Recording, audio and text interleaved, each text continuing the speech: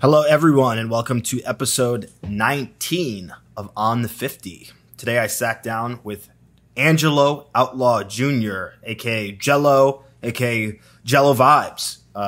Jello and I go back to 2010 when we met in Philly when I was going to school at Temple University. He went to Upper Darby High School, a very, very well-known indoor drumline program and music program in general, and he went on to march Kiwanis Cavaliers, Crossmen, Bluecoats, Music City Mystique, and then went on to become an instructor at Music City Mystique and taught the Blue Knights drum and bugle corps. Angelo he's just a really original performer.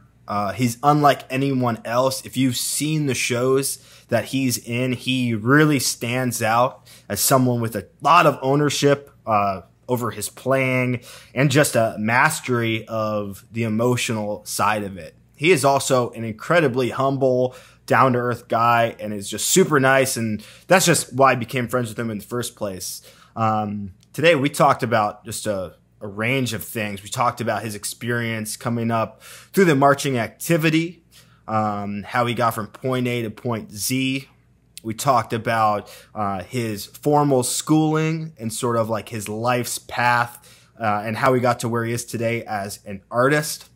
We also talked about just the state of the marching arts and creativity, and especially his experience being in HBCU show band his freshman year of college, and how some of the characteristics found in show band style marching could certainly be borrowed and used and highlighted in the competitive marching arts. This was an amazingly insightful and entertaining conversation, and I just really enjoyed getting to catch up with him in general. I'm very lucky to be able to catch up with friends doing this. So this is just a great one, and you're going to love it. I want to go back to your 1 year, you said it's FAMU, right? FAMU, yeah, Florida A&M University. Yep. So you have some insight into this world that is honestly huge. HBCU style band and marching percussion and that whole culture is so big. But in our drum corps world, like in the DCI WGI world, we basically don't know anything about it, and we seem like we don't really care to learn more. And I think it's important to hear what that's about, because it's big and it's out there. So like, what is that culture? What's that culture all about? Right. Yeah. So I went to FAMU for a year for a music scholarship. I was in the marching band for a second, and then my schedule just didn't really work out. You know, me traveling to Tennessee from Florida, I really just couldn't go to a lot of their rehearsals. But it's very similar to drum corps in the dedication aspect. Like, I would say that they are just as dedicated, you know, work just as hard. And I'm actually surprised that the drum corps community and the BOA community especially hasn't adapted to this at all, or even taken hints from that style of marching, because since DCI and BOA especially have moved just way more into the entertainment aspect of things, I feel like a fresh perspective could be just anything from that marching style. You know, like, that history is so rich. It goes back so far, you know, to the moment that they march on the field. Like, all of that is like tradition, you know, like all the death marches and things like that. The rehearsals are just as intense as DCI, if not longer. You know what I mean? Like, they rehearse for a very long time, and, you know, like, these are college kids, so they don't have to like go home or anything like that. Like, they're in dorms, so it's like very, very intense. A lot of rehearsal. You live there pretty much. You know, at FAMU, there was actually a separate music class you had to take if you wanted to be in the marching band. There was just a complete other elective that you were required to be in, so you could practice during the day as well. So, yeah, I'm actually surprised, you know, that, you know, really BOA, that they haven't really taken anything from it. And I'm not sure if it's like an exposure thing, or if it's just kind of like people don't really know like what it is. You know, our really only perspective into that is the movie Drumline, which I would say is a bastardized version of what that is. That's like the Hollywood version. If someone were to make a Hollywood movie of DCI, that's exactly, what that would be. It's just not really getting the culture really. So yeah, I really do feel like people need to just dive more into that, even down to like the show design. The musical arrangements are just also incredible, especially now that DCI is now doing some pop arrangements, and BOA, they're doing pop arrangements as well. It's like, I don't know why we haven't really adopted any of that into the activity. I really wonder too, and it starts to make me think about the marching arts relationship not only with other facets of music, but also with kind of itself. Like, I don't think that the marching arts have that great of a relationship with college music programs already. Indoor drumline, drum corps, sure. It feels like there's a place for concert percussion and there's a place for like institutional percussion at a college, and then drum corps at WGI, that's for like the meatheads who want to chop out and they want to like blast fortissimo, whatever, gok shots. And it's like, no, this isn't that. And it's like, we have a lot of there are barriers just between music programs and drum corps. And then like in drum corps, we're like, this is what we do. And it's not like HBCU show style band, that's over there. And this are like, there's all this like separation of all of them, when it's like, we are all musicians and almost all of these skills are applicable across, right? Right, exactly. And like, when you deal with HBCU bands, you're not necessarily focusing on like the cleanliness of it. I would say that those shows are dirtier, you know what I mean? So like, if they were to be judged by a DCI judge, they wouldn't probably score that high just based on the sheets that are there, but there really is no excuse not to take, just the entertainment aspect of it and apply it to, DCI. Just like how color guards, sometimes they take from ballet or jazz, or, this is just another style of design and another style of marching that I think people are missing out on, especially BOA, especially because they're not even focusing on the cleanliness a lot of the time for BOA. It's purely just entertainment for what the sheets are. And it's just kind of like, you can, create, even if you just brought in like some of the styles, it would be just do one song in the like marching 100 technique, you know what I mean? And just shock everyone, that would really grab attention and have effects. It's really, really funny and ironic and maybe sad that a big buzzword that we use in our activity is variety. But if we zoom out at all, like, there's a lot more variety to be had. This is one example. It's like, are we really thinking that we are various when we are so like dedicated to our idiom that we can't go outside of it? And that makes me wonder, why are we so insulated from these different styles of the same activity? Like, what makes HBCU groups and what makes a DCI group different is probably 5% or something like that. Right. Why do we insulate ourselves? Yeah, that's a good question. It probably comes from, there's not really anyone, I don't really know any crossovers, I don't really know anyone that's like huge in DCI that also works in HBCUs, or like anyone that like designs for HBCU band. Like, do they design for WGI, DCI, or anything, or even judge? Has any DCI judge ever even gone to an HBCU competition?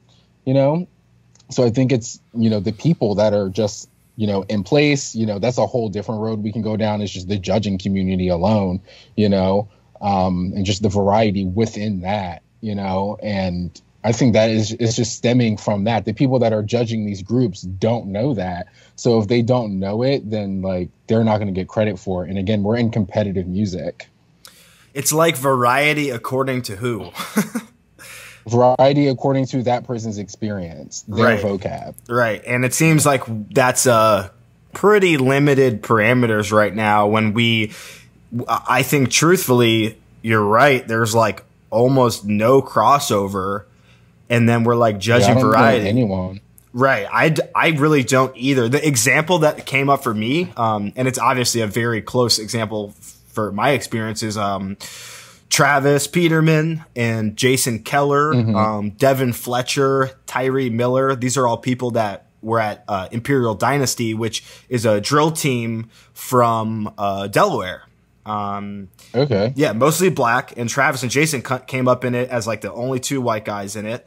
And, they gained a bunch of experience training their ears and learning on the fly, learning by rote, these like different kind of methods that take place in those cultures. And in 2015, for CWP, we did the Deconstructed show, and Travis stole the idea of you can put a snare drum, just the shell and the head on the top head, and then take the whole drum out. So you just have the lugs and the rim and the top head, and you can like see straight through it. And it sounds, they're like super reefed and like sounds totally different. And we stole that idea right from Drill Team. Wow. Exactly. Right. It's just a different vocab, and it's variety. It just needs to, be explored way more, and vice versa. I think HBCUs could pay more attention to, the WGI scene, the DCI scene, especially when it comes down to like the fine newt rhythms and like playing super clean and just like hearing like that cleanliness when you are standing in front of a drum line. I don't really think that they focus on that as much in HBCUs, just because it's just not, in their background, in their history. The entertainment part really is what it is. So I think that both can use some crossovers. I wonder what, the next step would be for us to connect the dots, because this seems like obvious. It's like how we're basically doing the same stuff, yet like I personally have no experience in the show band style, and I myself would feel very uncomfortable trying to better understand what that's about, just because of my training is like in a classic drum corps training or whatever. So like, if you had like an idealistic vision or even a realistic vision for how to like actually bridge this gap, like what do you think we would do? Yeah, that's a great question. I think it would help if, someone who is in the marching activity and, also teaches college, taught at an HBCU, even for like a year, and just learn and just observe, what they really do. Or if someone from an HBCU were to audition for a drum corps, and then they were to go back and then teach that style to, the HBCU college, if they were to go back and teach, so I really think it's just the people that have the ability to cross over should, because I wouldn't say that everyone will have that, ability to cross over to actively affect change. You know what I mean? Like someone like at Matt Jordan's level, like if he went to, an HBCU, he may have his eyes opened a little bit. He's amazing, so he probably knows all about it. It's just an example that came to my mind. Yeah. He's probably he probably knows. But, really just people in like that type of position, being able to, to go back and forth and just really, or even just to go to a competition, you know what I mean? Or YouTube videos, Yeah, I think research, and I think we need to start reaching across those borders, because I think it's pretty unbelievable that we have these separations for basically activities that are the same. And something that is kind of bouncing around my head right now is like this idea that HBCU groups focus more on entertainment. I'm like, what are drum corps focused on? Like, to the average listener, precision means very little compared to just being entertained. And I'm like, why aren't drum corps and drum corps designers trying to make shows that are entertaining? Like, is that the top priority for a drum corps? Yeah, I mean, I think, for drum corps, at least from my experience on the teaching side, it's like, if you're at a show and there's 15 drum corps there and I'm number 5, how am I going to stand out? What's going to set me, apart from everyone else that's there? Who's going to win fan favorite from that show? Who am I going to remember? I'm going to walk away saying, you know what, they did that. That was really awesome. Like memorable moments.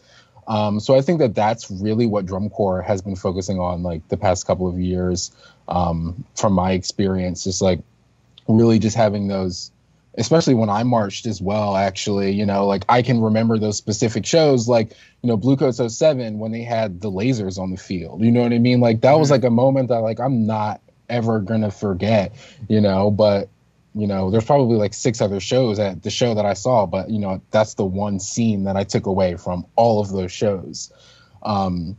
So I think incorporating just a different style of entertainment completely, even just for like a movement, would really, set a drum corps apart, which I think is what people are going for, is to kind of have that like unforgettable shock factor in comparison. Right. And I think it's really weird that the fan favorite award has not only nothing to do with the competitive endpoint, but almost is counter to it. And that frequently, at least in the percussion world and color guard drum corps, people can correct me, I'm not as privy, but in the drum corps or in the indoor drum line, if you are winning fan favorite, you are likely below 7th place. I would agree. Yeah. Which then leads me to ask, why don't we make the whole competitive end game fan voting? Why don't we just have the fans, whether it's remotely or whether it's the fans in the arenas, why don't we just vote in? And then that's how the rank comes out. Yeah, that would be, that would be interesting. I think it's, I think that it's from a designer standpoint, I could see how I wouldn't like that, just because I don't really care if everyone likes my show. You know what I mean? Like if MCM does a show about death, is that, not as good as a show, about love? The fans are most likely going to react more to that show, but is it a better design? Is it like actually better? You know what I mean? Or what, did it just get like a warmer reaction from the crowd? So I think it's kind of like a give or take with that. I can kind of see how people wouldn't like that and would fight for like the judges to be there, But yeah, I think that it should play some part in the vote for entertaining, because whether the judges admit or not, if a crowd is cheering the entire show, the judges are going to just naturally react different to their scores, rather than if a show, like a lot of times that Mystique does, where there's, rarely any room to clap, and that's on purpose. You know what I mean? It's just the type of vibe that we want, versus a show where there's all these like stop moments where people can like cheer and applaud and, go crazy. It's just two different styles of art. So whether the judges, realize it or not, they have a natural reaction just to hearing a screaming crowd behind them, just hearing a quiet crowd behind them. I think any human would, Yeah, this is very important. I really think that the natural human entertainment portion is not accounted for as equally as the intellectual and conceptual side of things. So like, I think having fans vote and averaging in the fan vote would probably be an accurate adjustment, but the sheets right now are very technical. You're supposed to kind of use your rational mind. If you're an effect judge, you can go there, but you can't tell me if a group like is playing and it's like meh, like it's kind of okay, but the method, the way that they got to the moment, or the pacing, right, or just the culmination of the elements causes a fan reaction. As a judge, you're going to abandon the technical side of it and reward it because you're feeling feeling the buzz of the crowd. And that makes me feel like, you know, we could use for an adjustment in that way, because I do think that judges judge emotionally and in a biased way. Not that the word bias is negative in this situation, but they are biased in that they're trying to use a technical tool for something that is emotional. Yeah. I would definitely agree with that. And just the effect judges, you know, like, what is effect? What is effective? You know, I just feel like that's so subjective. Yeah. You know, like, what really is, you know, effective? Is effective the whole crowd giving a standing ovation at the end? Is effective like the crowd not giving a standing ovation but crying at the end? You know, is one better than the other? What if a crowd doesn't react at all? And, you know, that was the point, was to shock the crowd and make them speechless. That's the effect, you know. How do you score those things, you know? I think we are seeing a more informed crowd, a more informed just audience-ship, because it is getting more popular to play quiet, for example. I think that I would agree. You know, like, if you want to end a lick and get the crowd to stand up, you generally end it, you know, cymbal choke, cymbal crash, and snare drum, quad shot, bass unison. There's like something about volume that goes, oh, okay, I'm going to react. And I think, you know, a group like Broken City has made us trend towards a more artistic way to respond, or a more artistic, just a more artistic substance to respond to. Not that any other group hasn't used dynamics to do that. We all need to use peaks and valleys to create the peak. We need to have a valley. But I think that we have seen a little bit of a transformation in the last couple of years, that like playing quiet and playing in an exposed, transparent way is very risky. And we see that that's a risk. And I just want to keep challenging the activity to find new ways to affect the audience. And, you know, Mason's show this year was all about that. We were trying to have every type of effect. You gasp, you laugh, you clap for the gog shot, you're at the edge of your seat, you cry, you feel tension and suspense. Like, I wanted to get every single type of effect, so that the audience went through an emotional story, not just like a story that's narrative and you get from point A to point Z in a way that makes sense to you, but also like, wow, I feel like wrung out emotionally because they just brought me to all these places. And I think we're getting there. I'm by no means like talking down on the activity, but to go back to how we started this conversation about show band style and HBCU style, we have not used all of the tools to our disposal, if you ask me. I would agree. Yeah, I would agree. There's still a lot more that can be explored and should be explored. And yeah, I would agree that, you know, Broken City, they've definitely brought some new flavor into the top five, especially, you know, into the West Coast groups, I would say, especially, you know, they just brought, you know, something fresh from there. I worked with Kevin Shaw and Mike Jackson at BK for a couple years, and that was their intention, you know, to shake it up a little bit and to just do something different that they know how to do. And I think they've done a good job with that. I've learned a lot from them. Working with them was incredible.